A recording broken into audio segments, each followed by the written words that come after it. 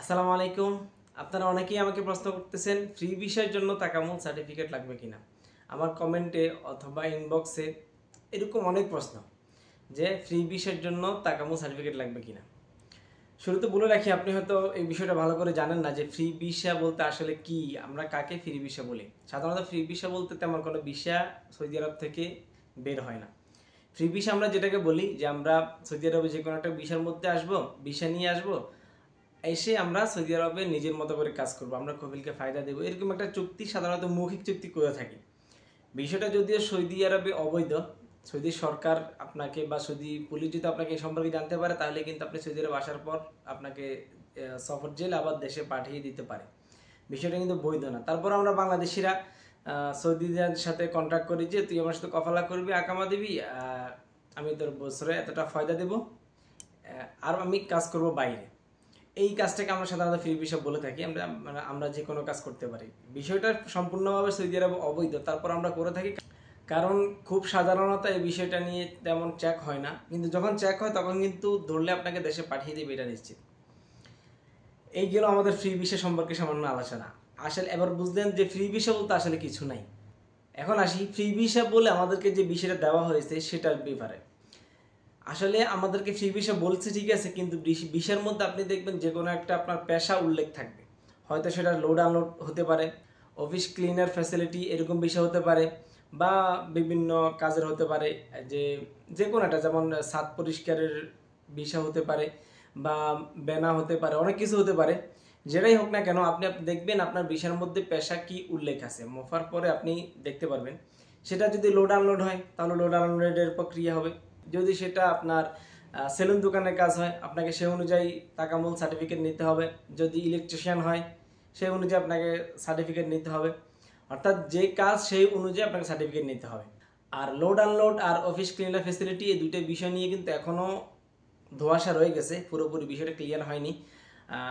সাধারণত এ পর্যন্ত যতগুলো বিষয় গেছে বেশিরভাগই কিন্তু লোড আনলোড বা এই অফিস ক্লিনার ফেসিলিটি এই বিষয়টাই গিয়েছে। এই কারণে এটা সমাধান করতে একটা দেরি হইতেছে, আমরা আরও কিছুদিন অপেক্ষা করি। আপনারা জানেন গত কিছুদিন আগে বাংলাদেশে সৌদি রাষ্ট্রদূত গেছে। রমজানের পরে এই পর্যন্ত তো তেমন রমজানের পরে তো বাংলাদেশের সৌদি কোনো রাষ্ট্রদূত ছিল না, যেহেতু নতুন করে উনি গিয়েছে, উনি অনেক অভিজ্ঞ লোক। আশা করি উনি এটার একটা সঠিক সমাধান বের করে আনবে। যদি লাগে এটার পরীক্ষা কি হতে পারে, এটার বা ট্রেনিং যদি লাগে ট্রেনিং কি হতে পারে, সবগুলা বিষয় বিস্তারিত একটা সমাধান আসবে।